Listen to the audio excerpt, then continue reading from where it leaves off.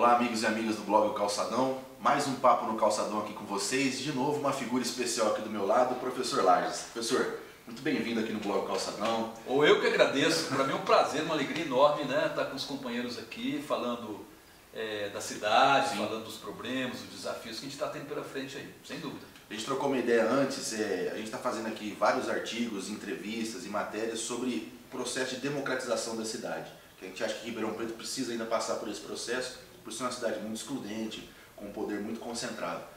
A sua presença aqui traz um pouco da história para nós, né? Você é um autor que fala sobre a história de Ribeirão Preto, tem obras sobre a história de Ribeirão Preto, depois a gente vai mostrar o livro que está aqui na sua mão.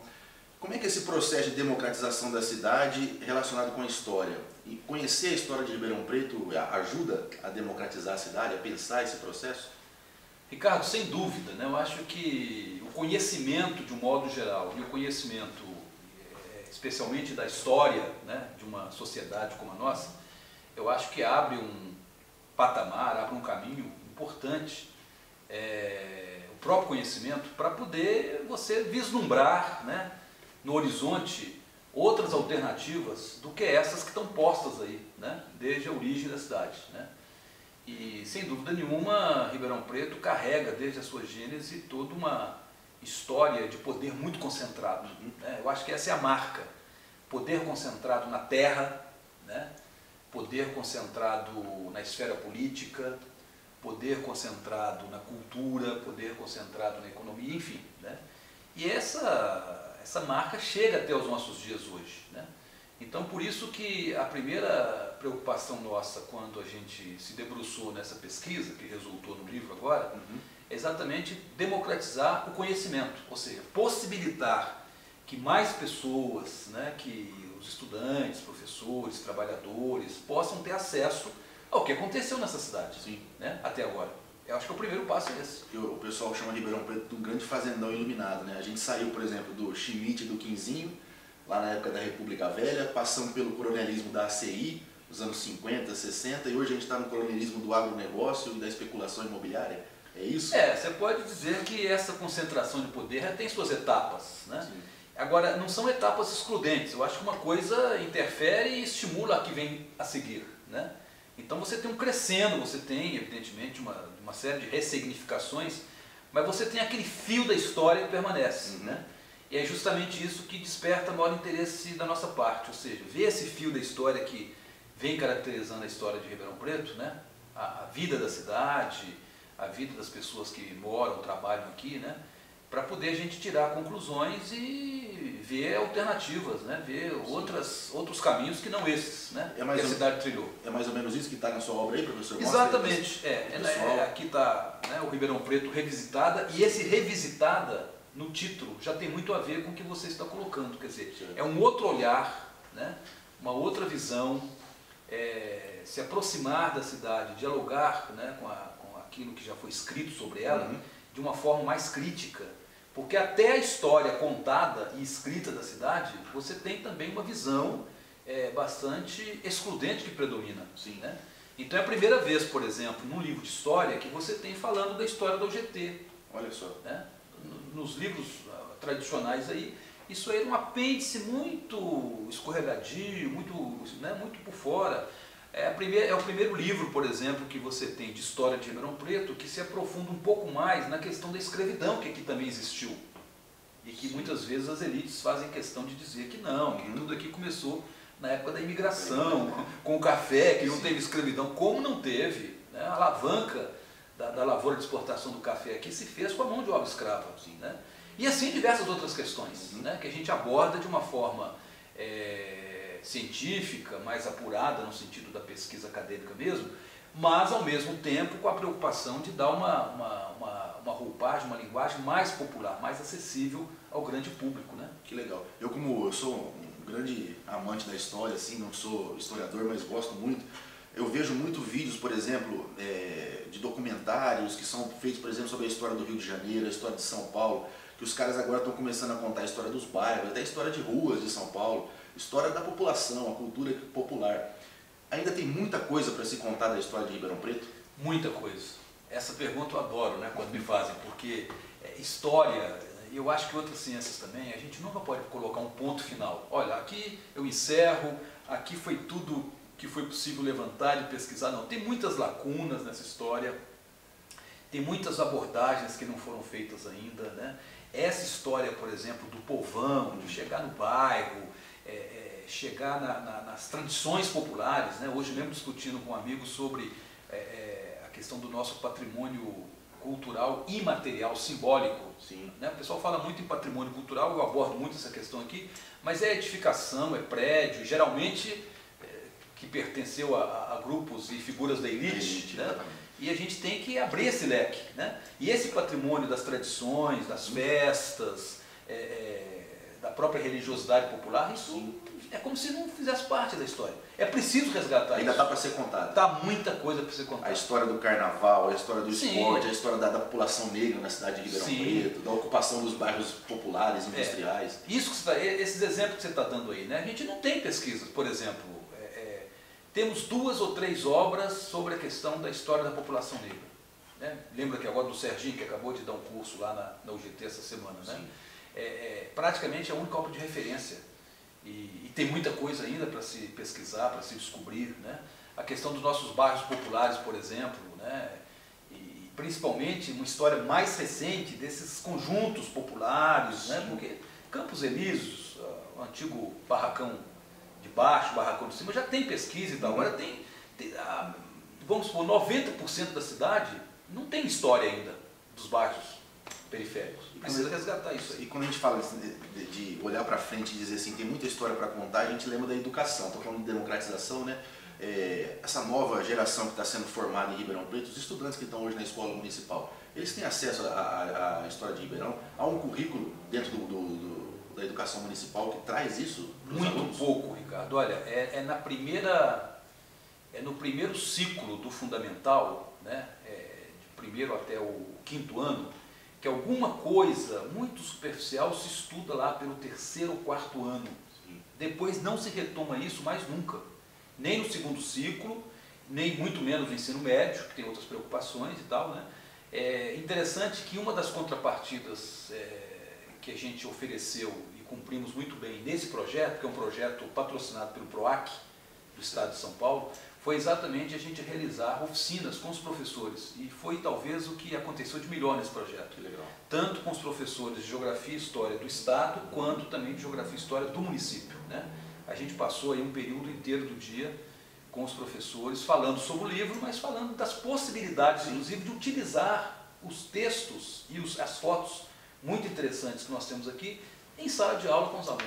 Que não dá para a gente imaginar uma cidade democratizada no futuro se o cidadão que vai ser o adulto de amanhã não tiver contato com a história de Ribeirão, né? E aí o pessoal relaciona muito isso com a própria formação de cidadania, né? Quer dizer, você, sem o conhecimento do passado de uma comunidade à qual você pertence, você não tem como dar o passo seguinte. Com certeza. Né? Que é exatamente alcançar uma situação de vida mais digna, mais humana, mais solidária, enfim, uma condição de vida realmente e politicamente que interessa ao ser humano. Né? Por isso que é importante o seu trabalho. Você foi vereador em Ribeirão, a gente vai trazer um pouco agora a nossa conversa para a política, você teve um mandato de vereador aqui. Como é que você está enxergando a atual conjuntura? A gente tem aí uma prefeitura do PSDB, um momento muito conturbado do país, em que aqui no Bloco Calçadão a gente defende que um golpe foi dado em 2016, reimplantou um processo de neoliberalismo sem passar pelo voto, sem passar pelas urnas, e isso está tendo um reflexo direto aqui em Ribeirão Preto.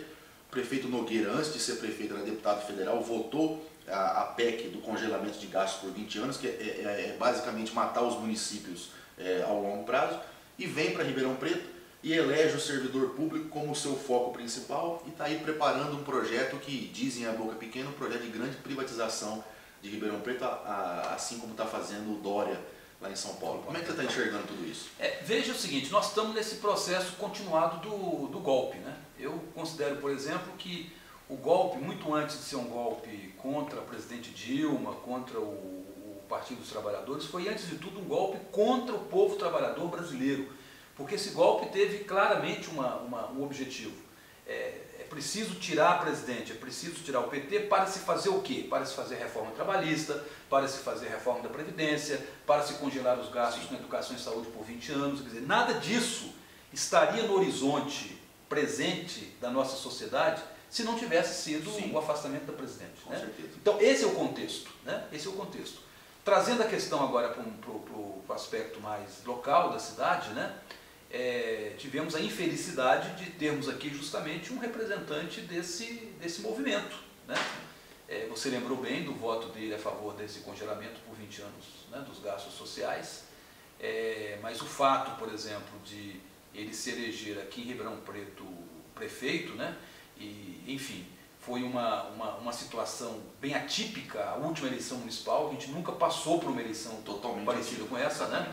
Você tem toda aí, junto com a campanha, uma operação aí política, policial, né, da Serra Andija, né, que destroçou, vamos dizer assim, todo aquele aparato político anterior, capitaneado ali pela Darcy Vera, por aqueles vereadores da Câmara. Sim.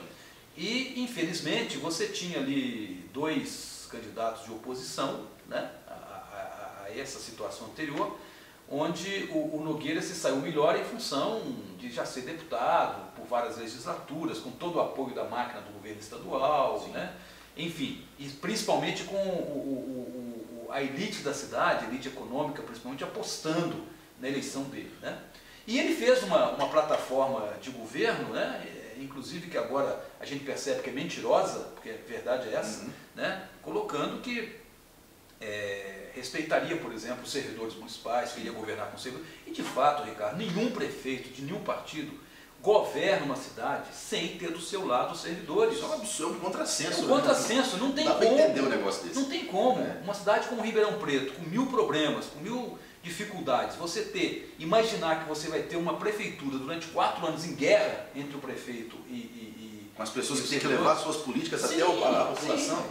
O prefeito não faz nada sem o servidor. Exatamente. Né? E ele vem agora com essa política, que não foi só agora na questão da retirada do prêmio incentivo, mas desde o início, com a questão dos 28,36%, né, que ele levou para a justiça, conseguiu lá uma modificação, ampliou o prazo da restituição desse benefício, desse direito dos servidores, aliás, né, e por ter várias tentativas de retirada de direitos, e agora, aproveitando uma situação que foi declarada inconstitucional, o prêmio incentivo, né, por uma ação do Ministério Público, mas me desculpe, né, o Ministério Público não toma uma iniciativa dessa sem alguém ter ido lá provocar, né? E a gente sabe bem como é que acontecem essas coisas aqui com o Ministério Público no Estado de São Paulo. Sim. Né?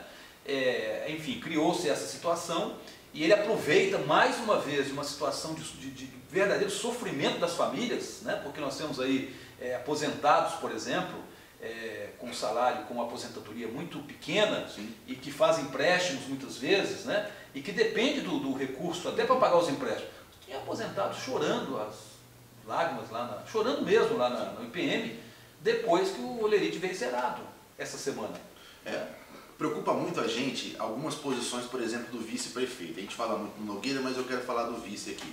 Ele disse há um tempo atrás que estava criando aquela super secretaria que iria vigiar os servidores. Depois a gente vê um processo de caça aos servidores em Ribeirão Preto em todos os sentidos. Desde o início da gestão. Exatamente. Quer dizer, é uma animosidade contra aqueles que vão levar as políticas. E a população que está nos vendo agora tem que entender isso, porque às vezes tem esse discurso de que o servidor é o mal para a administração. Quando, na verdade, ou ficam falando que servidor tem privilégios. Exatamente. Aonde que o pessoal tem privilégio? Então a pessoa tem que entender que o processo desse de caça aos servidores é um processo que na ponta vai prejudicar a população, né? Que não vai ter o serviço necessário para poder ter uma vida digna, né? E é um absurdo, né, professor?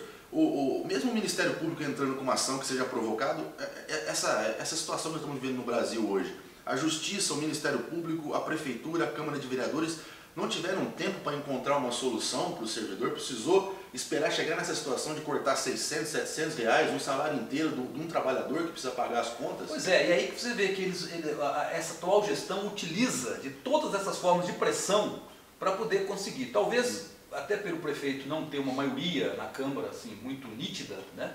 Já conseguiu passar muita coisa lá, mas não há uma nitidez muito grande. Você vê, por exemplo, quando a população se movimenta, os servidores, no caso, agora se mobilizam, vão lá na Câmara, fazem pressão, até os vereadores do PSDB acabam, né, arregando, como dizer assim, e se contrariam a vontade do prefeito.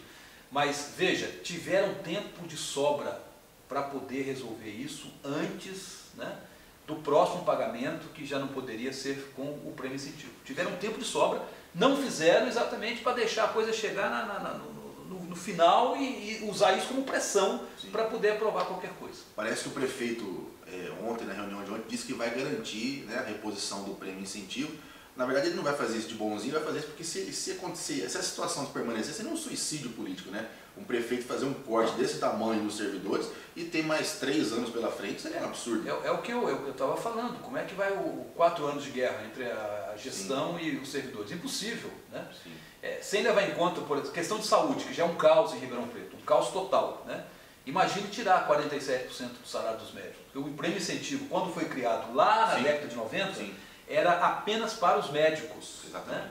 Para poder dar uma remuneração mais condizente com aquilo que o mercado estava pagando, vamos dizer assim, né? E a prefeitura pagava muito pouco. Então criou-se o prêmio incentivo em função dos médicos.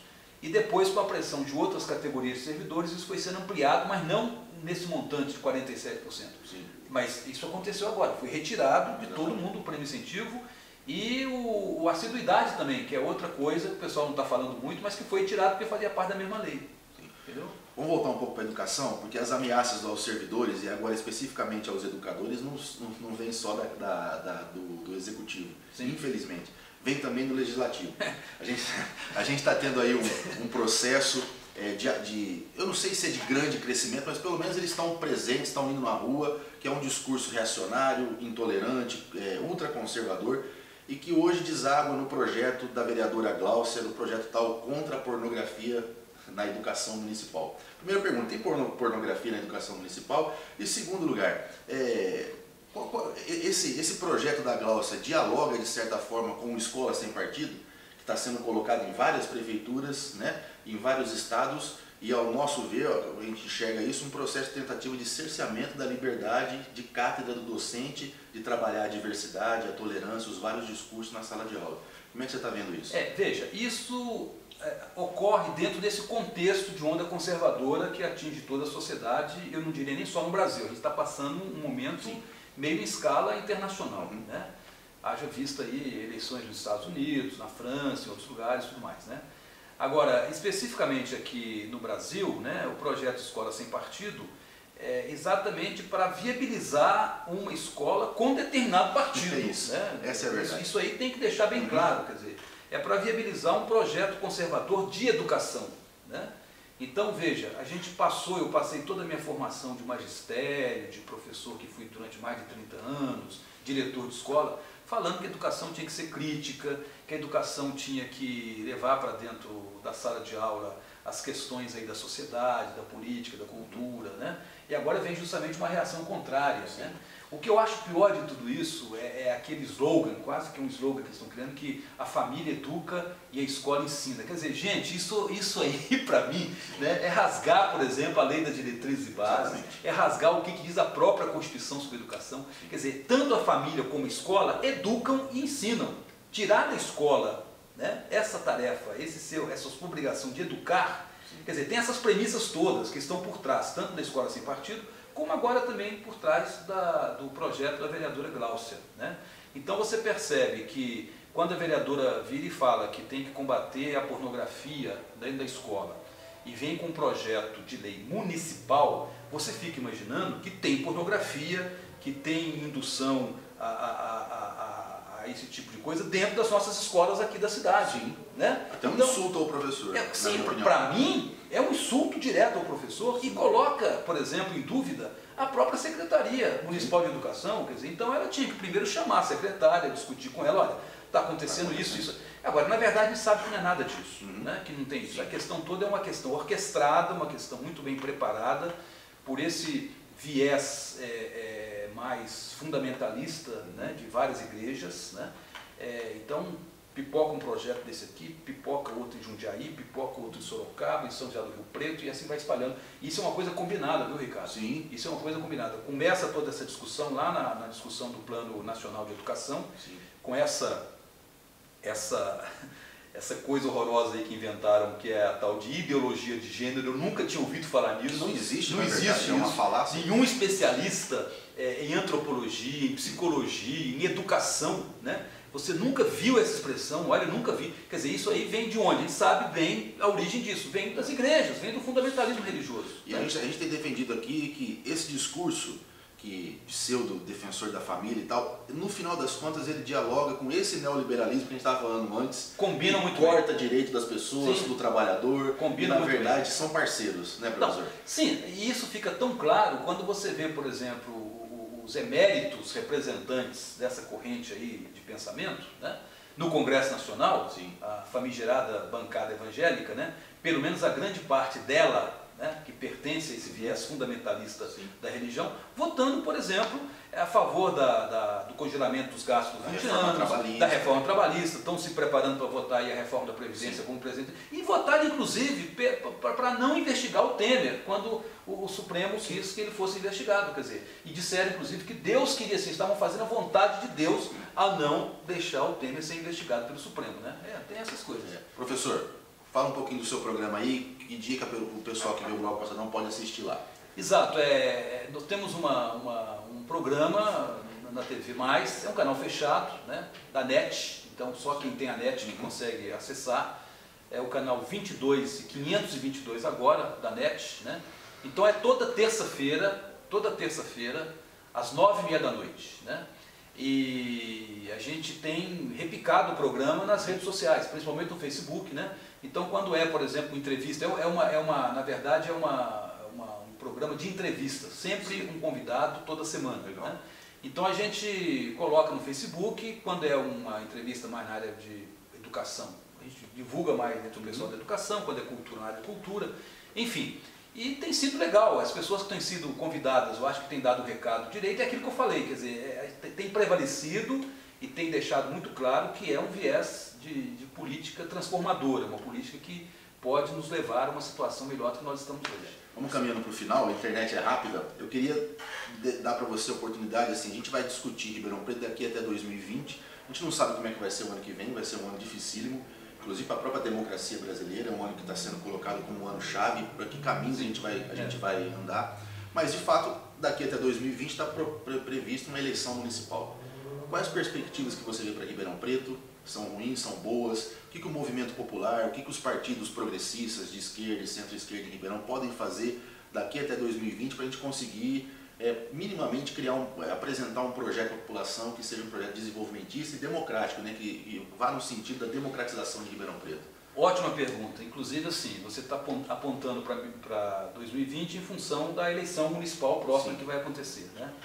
E é interessante perceber que depois dos diversos processos eleitorais, quase nunca a esquerda consegue fazer uma boa avaliação do que aconteceu na eleição, né?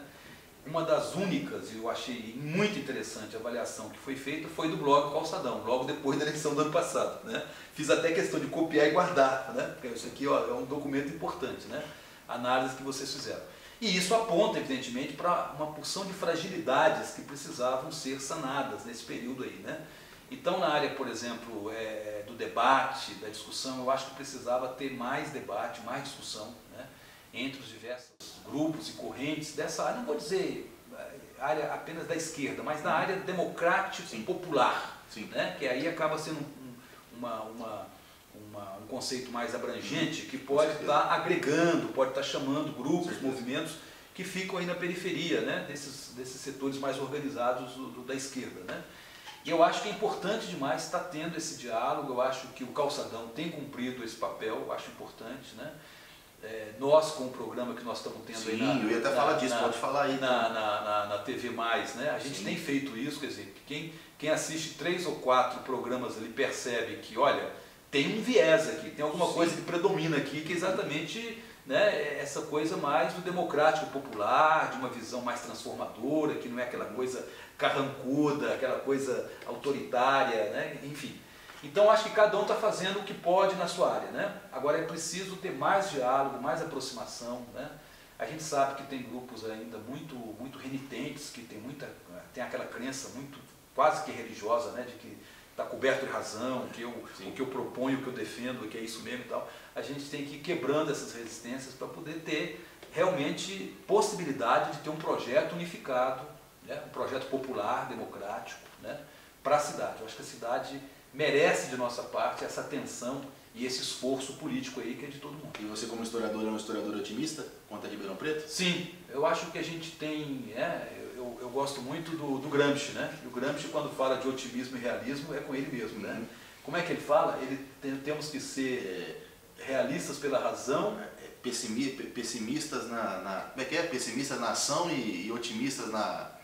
Não lembro, a gente vai colocar aqui depois. Coloca aí, mas é alguma coisa assim que realmente faz a gente acreditar que apesar dos pesares, apesar de todas as dificuldades, tem sempre um horizonte, tem sempre uma luz no fundo do túnel que a gente tem que batalhar por aí. Professor, muito obrigado pela sua presença. Ô, Ricardo, eu que agradeço. Volte sempre para a gente poder conversar um pouco mais sobre a história de Ribeirão, porque tem muita coisa para falar. E história não é só essa história assim, do que já passou, do que já foi pesquisado, não. É isso mesmo que nós fizemos aqui hoje.